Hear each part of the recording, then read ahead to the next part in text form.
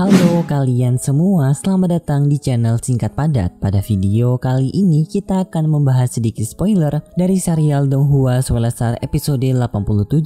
Walaupun serial Donghuanya masih jeda setelah tamatnya season kedua kemarin, mari kita tetap membahas spoilernya karena juga kemarin ending dari spoiler sebelumnya sedikit menggantung. Jadinya mungkin ada beberapa dari kalian yang penasaran. Namun karena video sebelumnya juga merupakan konten spoiler, sepertinya Mimin tidak akan meringkas cerita sebelumnya. Jadi bagi yang belum nonton cerita sebelumnya, yaitu pertarungan antara Lo Feng melawan Tanduk Emas, disarankan untuk menonton terlebih dahulu di konten spoiler episode 86 kemarin agar kalian bisa lebih paham dengan cerita kali ini. Tetapi Mimin akan tetap memberitahu cerita garis besarnya saja. Jadi intinya cerita kemarin Lo Feng berhasil mengalahkan Tanduk Emas dengan mengorbankan jiwanya ke dalam pagoda Void, membuat inti yang berada di Tanduk Emas hancur dibor menggunakan pagoda Void. Tetapi Lo Feng juga harus kehilangan nyawanya karena pertarungan itu. Sebelum itu, bagi kalian yang belum subscribe channel Singkat Padat, pastikan untuk subscribe terlebih dahulu karena hanya 20% dari kalian yang subscribe channel ini. Yuk bantu naikin angka persentase subscriber dengan tekan tombol subscribe serta like juga. Mimin akan sangat berterima kasih. Dan jika sudah, mari sekarang kita masuk ke pembahasan spoiler dari cerita serial Donghua Soulstar episode 87. Pembahasan ini dimulai dengan diperlihatkan kota markas Jingnan, tepatnya berada di Yangzhou, yaitu kota kampung halaman Lo Feng. Di sana terdapat alun-alun yang sudah dipenuhi oleh karangan bunga untuk mengenang jasa-jasa dari pengorbanan 8 pejuang terkuat di bumi. Bencana yang disebabkan oleh serangan Tanduk Emas telah membuat banyak sekali kehancuran bagi umat manusia, bahkan sudah melebihi bencana Nivarna Agung sebelumnya. Untungnya berkat pengorbanan dari 8 pejuang terkuat di bumi, mereka berhasil keluar dari bencana itu. Pemimpin Hong bersama Lei Shen sekarang memang masih hidup, namun dalam kondisi koma. Detak jantung mereka masih berdetak, tetapi sinyal mental mereka tidak terdeteksi. Mereka berdua sekarang seperti mayat hidup. Lalu seluruh kota di dunia telah mengadakan acara dan parade mereka masing-masing untuk merayakan kemenangan dari 8 pejuang, serta memberikan rasa terima kasih dan hormat kepada mereka. Kemudian kembali lagi ke kota Yangzhou. Di sana terlihat banyak orang-orang yang datang ke alun-alun untuk berduka cita atas kehilangan orang yang sangat penting bagi mereka, yaitu Lo Feng. Di tragedi ini, Lo Feng merupakan pejuang termuda dari 8 pejuang. Di umurnya yang masih 22 tahun, Lo Feng telah menjadi sosok pejuang yang sangat berbakat serta jenius di antara semua pejuang di dunia. Orang-orang yang berada di sana yakin jika Lo Feng sekarang merupakan seorang pejuang yang sangat kuat, menyamai pemimpin Hong dan Lei Shen. Namun perkataan tersebut sudah tidak berguna sekarang karena Lo Feng sudah tiada. Terlihat di alun-alun banyak karangan bunga yang berada di sana. Rombongan orang-orang selalu berdatangan untuk memberikan rasa hormat mereka. Salah satunya ada sahabat baik Lo Feng, yaitu Ah Wen. Bersama pasangannya sedang melihat patung Lo Feng dari jarak dekat. Ah Wen bercerita kepada pasangannya jika dirinya bersama Lo Feng tumbuh bersama sejak mereka lahir. Ah Wen mengetahui jika Lo Feng memiliki mimpi yang sangat tinggi untuk menjadi pejuang. Sejak ia memasuki pelatihan dojo, Lo Feng selalu menjadi orang yang paling luar biasa, kata Ah Wen. Ah Wen menyampaikan itu dengan perasaan penuh rasa sakit. Di sana terlihat adanya Susin yang sedang berbaring di tempat tidurnya dengan kondisi yang sangat pucat. Kepergian Lo Feng benar-benar membuat Susin sangat terpukul. Lalu kakak Susin yang bernama Sugang datang memasuki kamar tersebut dengan duduk di sampingnya. Sugang menyampaikan kepada Susin untuk jangan terlalu bersedih. Kematian Lo Feng adalah sebuah pengorbanan yang sangat tinggi bagi nasib umat manusia. Dan lagi jika Susin masih bersedih, itu akan berdampak buruk kepada janin yang berada di perut Susin. Susin menjawab dengan lembut jika ia sudah mengetahui hal itu. Dan Susin meminta kepada Sugang untuk pergi meninggalkan dirinya karena sekarang Susin tidak mau diganggu oleh siapapun. Sugang mengerti perasaan Susin dan sebelum Sugang pergi, Sugang meminta kepada Susin untuk selalu tetap menjaga kesehatannya agar bisa melahirkan anak Lo Feng serta Susin dengan sehat. Sugang sendiri sangat ingin sekali melihat Susin melahirkan anak Lo Feng karena Sugang memiliki dua alasan. Pertama, karena hubungan keluarga. Sebagai seorang keluarga, Sugang mau melihat keluarganya memiliki keturunan. Dan yang kedua, faktor genetik dari Lo Feng. Karena Lo Feng memiliki kekuatan roh yang sangat besar, maka kekuatan tersebut akan terwariskan kepada anaknya. Bahkan secara genetik, kekuatan tersebut akan berkemungkinan lebih besar daripada Lo Feng. Jadinya peran anak-anak Lo Feng akan sangat penting memiliki warisan genetik dari Lo Feng, lebih berharga dari apapun. Di lantai bawah rumah Lo Feng sudah ada Dr. Hua, yang dimana Dr. Hua ini merupakan dokter paling terkenal dan paling berbakat di kota mereka. Ia sering sekali memeriksa orang-orang penting dan sekarang ia sedang memeriksa Susin sebagai tanda kehormatan kepada Lo Feng. Dr. Hua menyampaikan kepada keluarga Lo Feng kalau tubuh Susin sekarang tidak ditemukan adanya suatu penyakit maupun luka. Namun emosialnya sekarang sedang tidak stabil yang membuat Susin terlihat sakit. Tidak peduli seberapa sehat tubuhnya, tetapi jika emosionalnya terluka, maka sama saja tubuh Susin akan terlihat seperti orang sakit. Keluarga Lo Feng yang mendengar itu pun sangat terkejut karena memang sebelumnya juga waktu mereka melihat sinyal gelombang kehidupan Lo Feng yang lenyap, Susin benar-benar pingsan melihat itu. Ibunya Lo Feng yang mendengar kondisi Susin sangat khawatir. Mereka takut jika kandungan yang berada di perut Susin mengalami masalah. Ibu Lo Feng meminta kepada sang dokter untuk sesegera mungkin membantu Susin. Ibu Lo Feng tidak peduli seberapa mahal perawatan Susin. Dr. Hua yang mendengar itu mengerti. Ia berniat pergi kembali ke kota untuk mengambil beberapa tanaman roh. Ibunya Lo Feng memberitahu jika mereka sekarang memiliki banyak tanaman roh. Dr. Hua bisa menggunakan tanaman itu, kata ibunya Lo Feng. Lalu Dr. Hua menyampaikan jika tanaman obat yang akan ia buat ini akan membantu kesehatan tubuh Susin, tetapi tidak bisa menyembuhkan perasaan Susin. Mereka tetap harus membantu menstabilkan emosi Susin dari luar dengan menghiburnya agar Susin bisa cepat kembali normal. Jika tidak, luka emosi yang berada di dalam tubuh Susin akan menyebabkan Susin stres dan janin yang berada di perut Susin juga akan berkemungkinan gugur.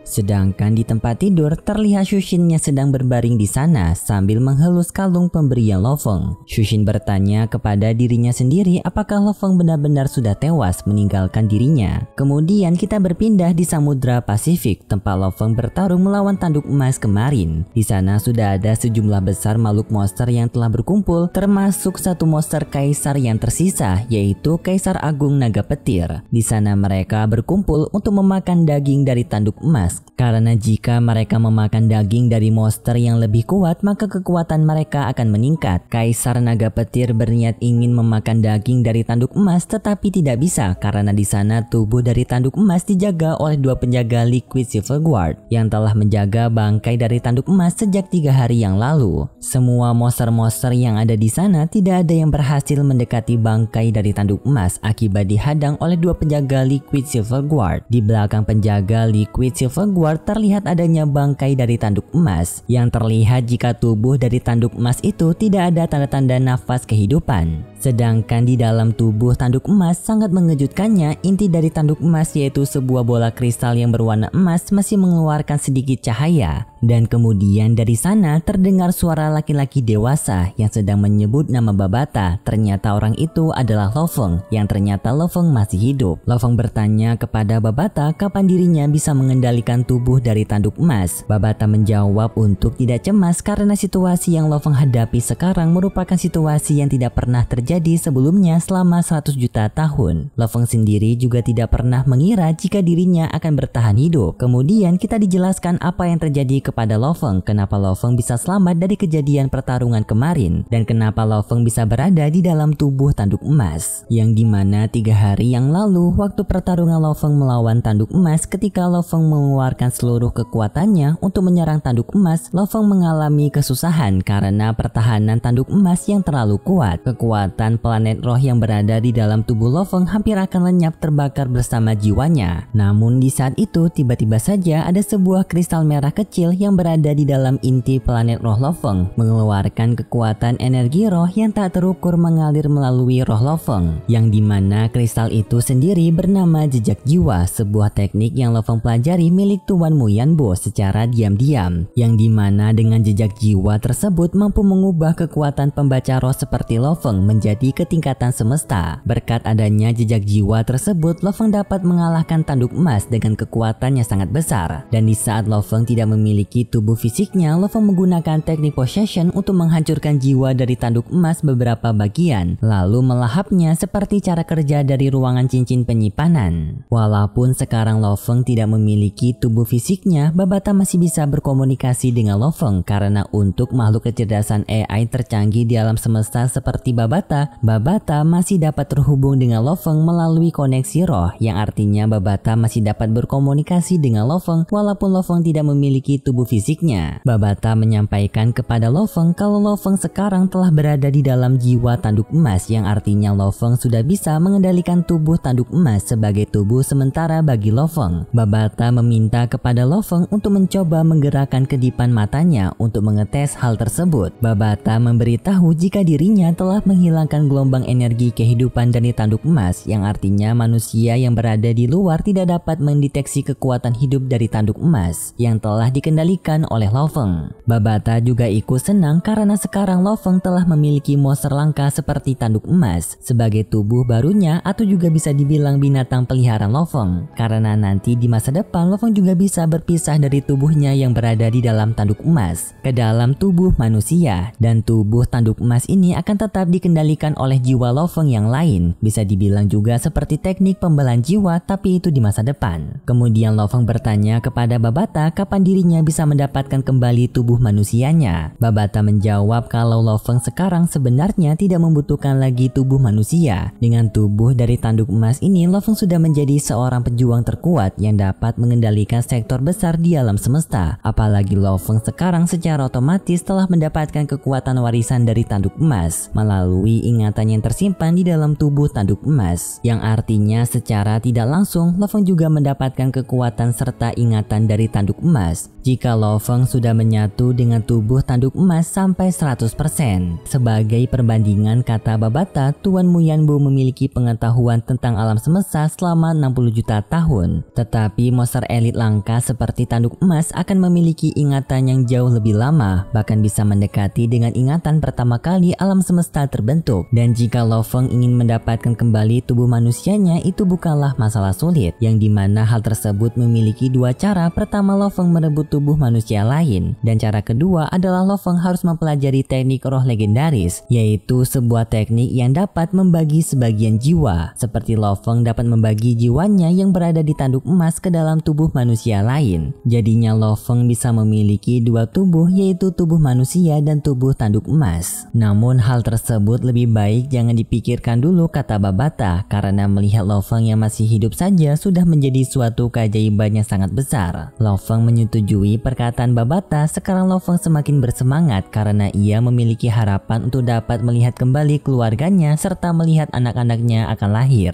Lo Feng pun dengan segera mulai berlatih untuk mengendalikan tubuh dari tanduk emas dengan berkedip, menggerakkan cakar, mengayunkan ekor, menggerakkan sayap dan bagian tubuh lainnya. Singkat cerita, setelah 16 hari berlalu, latihan Lo Feng membuahkan hasil. Sekarang Lo Feng sudah dapat terbiasa mengendalikan tubuh dari tanduk emas. Bahkan sekarang ia sudah dapat berenang. Para monster laut yang melihat Lo Feng berenang sedikit kebingungan dan ketakutan karena mereka pikir itu merupakan tanduk emas yang sebelumnya menghancurkan bumi. Babata pun memberikan ucapan selamat atas keberhasilan Lo Feng. Namun di saat itu tiba-tiba saja proses dari peningkatan jiwa Lo Feng dalam tubuh tanduk emas sudah mendekati 100%, yang artinya Lo Feng sudah dapat melihat ingatan dari tanduk emas yang sangat luas dan kuno. Generasi demi generasi kenangan warisan binatang tanduk emas muncul di benak Lo Feng. Jumlah ingatan yang sangat besar membuat Lo Feng menjadi shock sampai Lo Feng berhenti berpikir. Dan sepertinya untuk pembahasan spoiler dari serial Donghua Soulstar sampai di sini dulu. Jadi kita akan melanjutkannya lagi di video selanjutnya. Kalau gitu terima kasih buat kalian semua yang sudah menonton video ini sampai akhir. Jika kalian suka dengan video kali ini, bisa beri like serta subscribe, dan sampai jumpa di video selanjutnya. See ya.